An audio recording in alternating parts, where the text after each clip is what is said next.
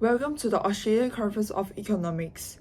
My name is Rina, and I will be your speaker for today. I'm thrilled to be discussing some essential economics topics with you, particularly as they relate to key issues our organization is focused on. Today, we will cover the following areas.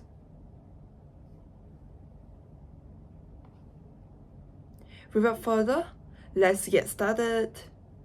For question 1, consumer and producer surplus for slide 1. First, let's take a look at consumer and producer surplus. Consumer surplus is a difference between what consumers are willing to pay for a good or service and what they actually pay.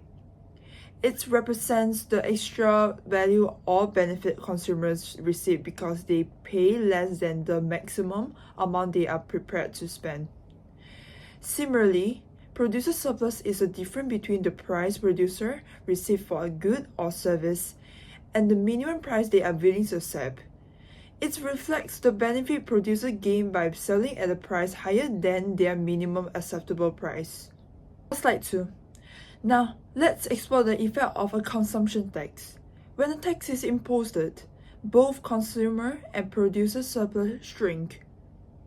This reduction is represented by the shaded area in this diagram, known as deadweight loss, DWL. The tax creates inefficiency in the market by discouraging consumption and production, resulting in a fewer goods sold and purchased. Some consumers can no longer afford the goods, and some producers are unable to sell at the taxed price. For question 2, tariff on imports. Next, let's look at tariffs, taxes on imports.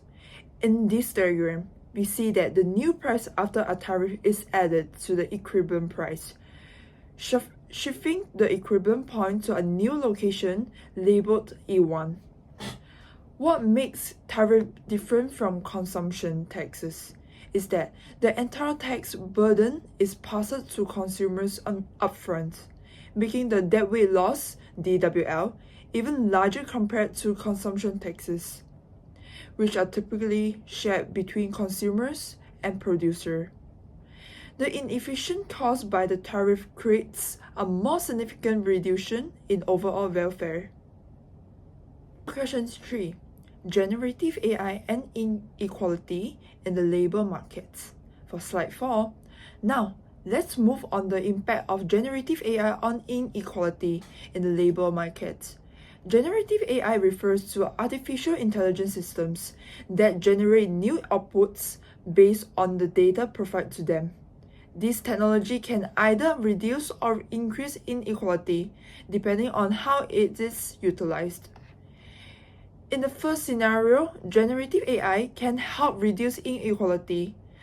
Low-skilled workers can use AI tools to make decisions independently without relying on supervisors. This increases their productivity and makes them more valuable to firms.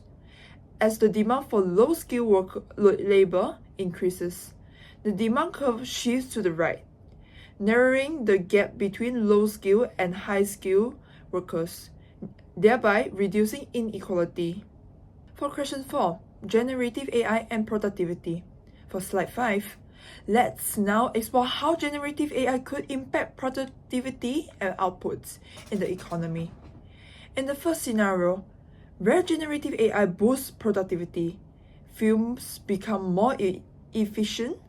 This efficiency leads to an increase in overall production, shifting the aggregate supply AS curve to the right. Higher productivity translates into higher wages for workers, increased consumption, and ultimately higher GDP for the economy. For slide 6, on the other hand, if generative AI does not lead to significant productivity growth, the aggregate supply AS and the aggregate demand AD curves remain largely unchanged. This scenario would mean little or no impact on overall outputs, and the cost of implementing AI would be absorbed into production costs without leading to economic growth. For question 5, behavior economic and food choices. Finally, let's take a look at how behavior economics helps explain why people often choose unhealthy food options even when they prefer a change.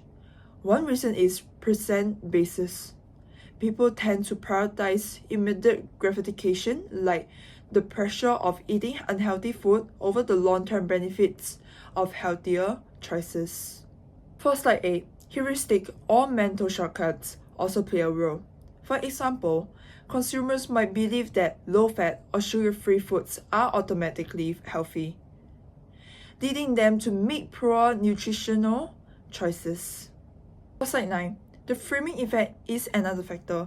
How food is presented or labeled, such as indulgent or treat, can make unhealthy options more appealing. Nudging technicals like placing unhealthy snacks at eye level in stores influence consumer choices without them being fully aware. Finally, social preference can shape decisions. If peers or family member opts for unhealthy foods, it can pressure individuals to make smaller choices even if they want to eat healthier. In summary, we have covered a lot of ground today, from the effects of consumption taxes and tariff on welfare to the role of generative AI in shaping inequality and productivity. We also explore how behavior economics can help us understand food choices. These concepts are not only crucial in understanding economic theory, but also tackling real-world issues that impact our daily lives. Thank you for attending today's session at the Australian Conference of Economics. It's been a pleasure presenting these topics to you, and I look forward to any questions or further decisions. I'm Rina, and thank you for your time.